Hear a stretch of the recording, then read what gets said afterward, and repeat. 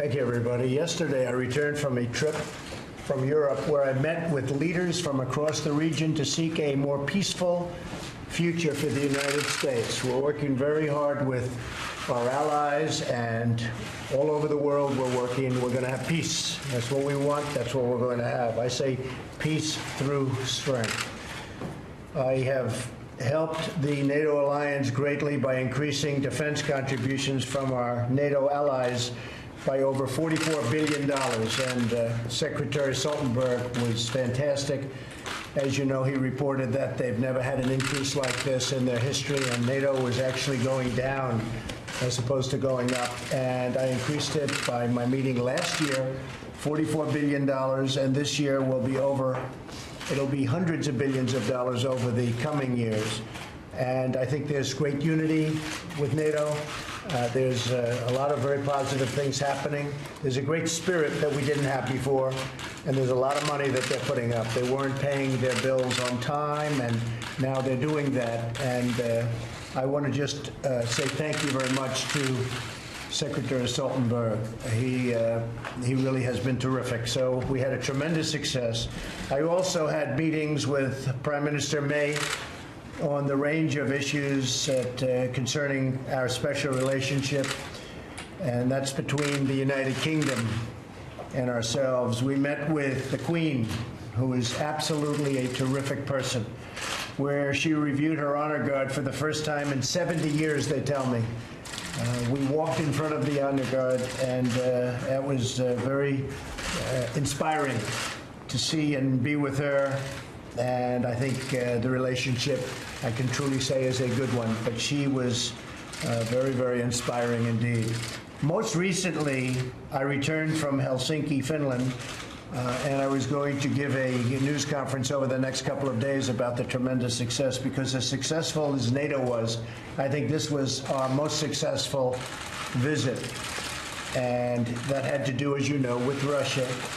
I met with Russian President Vladimir Putin in an attempt to tackle some of the most pressing issues facing humanity. We have never been in a worse relationship with Russia than we are as of a few days ago, and I think that's gotten substantially better. And I think it has the possibility of getting much better. And I used to talk about this during the campaign. Getting along with Russia would be a good thing. Getting along with China would be a good thing. Not a bad thing, a good thing. In fact, a very good thing. We're nuclear powers, great nuclear powers. Russia and us have 90% of the nuclear weapons. So I've always felt getting along is a positive thing, and not just for that reason. I entered the meeting with the firm conviction that diplomacy and engagement is better than hostility and conflict. And I feel that with everybody. We have 29 members in NATO, as an example, and I have great relationships, or at least very good relationships, with everybody. The press covered it quite inaccurately. They said I insulted people. Well, if asking for people to pay up money that they are supposed to pay is insulting, maybe I did. But I can tell you, when I left, everybody was thrilled, and that's the way this was, too. My meeting with President Putin was really interesting in so many different ways, because we haven't had relationships with Russia for a long time, and we started. Let me begin by saying that, once again, the full faith and support for America's intelligence agencies. I have a full faith in our intelligence agencies. Whoops, they just turned off the light. That must be the intelligence agency. There it goes. Okay. You guys okay? Good. That was strange, but that's okay. So I'll begin by stating that I have full faith and support for America's great intelligence agencies. Always had. And I have felt very strongly that while Russia's actions had no impact at all on the outcome of the election, let me be totally clear in saying that, and I've said this many times, I accept our intelligence community's conclusion that Russia's meddling in the 2016 election took place.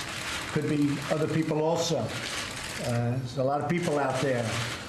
There was no collusion at all. And people have seen that, and they've seen that strongly. The House has already come out very strongly on that. A lot of people have come out strongly on that.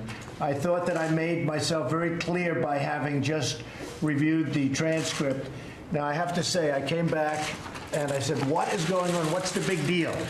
So I got a transcript, I reviewed it. I actually went out and reviewed a clip of an answer that I gave.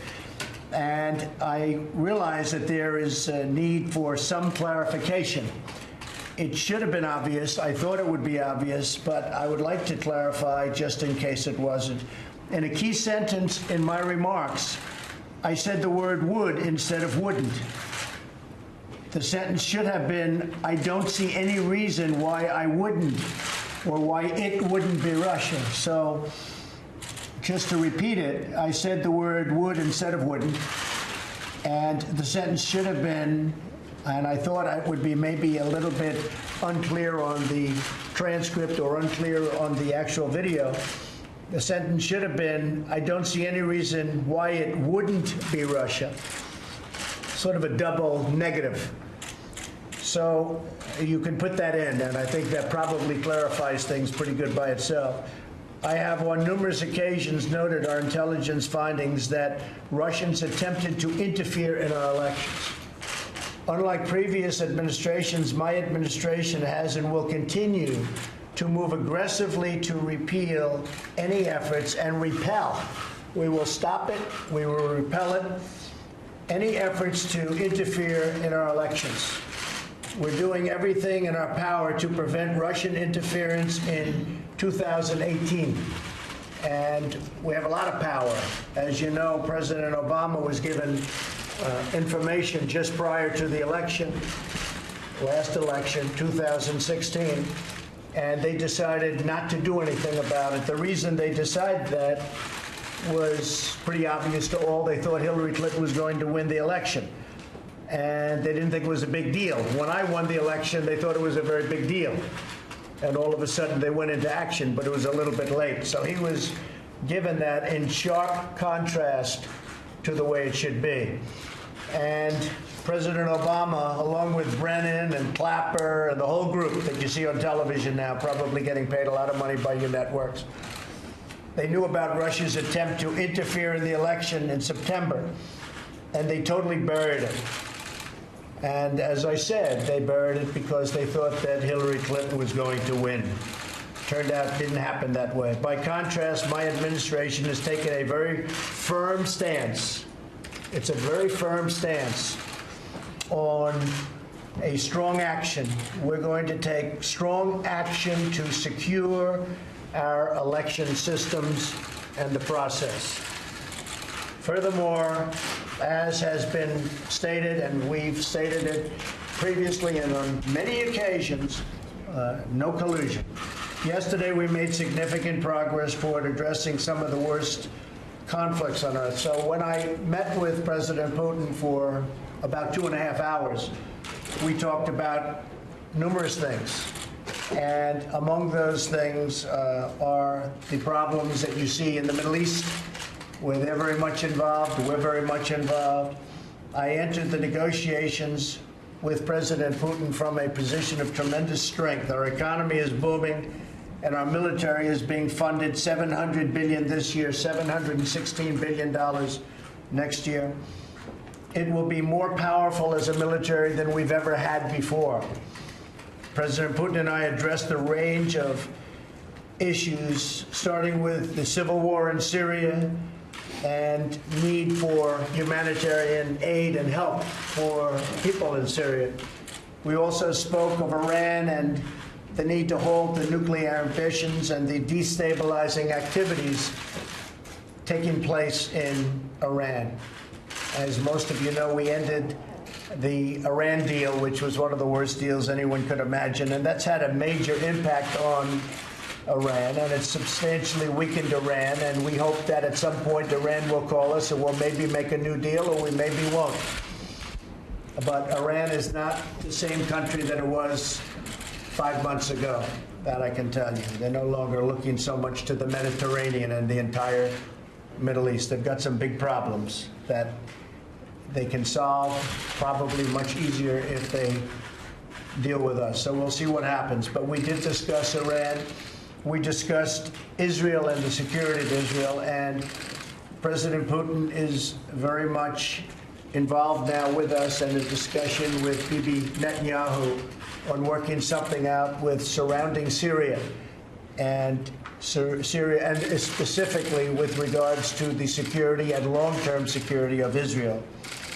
A major topic of discussion was North Korea and the need for it to remove its nuclear weapons. Russia has assured us of its support. President Putin said he agrees with me 100%, and they'll do whatever they have to do to try and make it happen. Discussions are ongoing, and they're going very, very well. We have no rush for speed. The sanctions are remaining. The hostages are back. There have been no tests. There have been no rockets going up for a period of 9 months. And I think the relationships are very good. So we'll see how that goes. We have no time limit. We have no speed limit. We're just going through the process. But the relationships are very good. President Putin is going to be involved in the sense that he is with us. He would like to see that happen.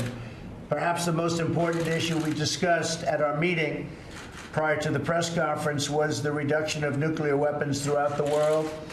The United States and Russia have 90%, as I said, and we can have a big impact. But nuclear weapons is, I think, the greatest threat of our world today. And they're a great nuclear power. We're a great nuclear power. We have to do something about nuclear. And so that was a matter that we discussed actually in great detail, and President Putin agrees with me. The matters we discussed are profound in their importance and have the potential to save millions of lives. I understand the many disagreements between our countries, but I also understand that dialogue and when you think about it, dialogue with Russia or dialogue with other countries, but dialogue with Russia in this case, where we've had such poor relationships for so many years, dialogue is a very important thing, and it's a very good thing. So if we get along with them, great. If we don't get along with them, then we won't get along with them. But I think we have a very good chance of having some very positive things. I thought that the meeting that I had with President Putin was really strong. I think that they were willing to do things that, frankly, I wasn't sure whether or not they would be willing to do. And we'll be having future meetings, and we'll see whether or not that comes to fruition. But we had a very, very good meeting. So I just wanted to clear up. I have the strongest respect for our intelligence agencies headed by my people. We have great people, whether it's Gina, or Dan Coates, or any of them. I mean, we have tremendous people, tremendous talent within the agencies.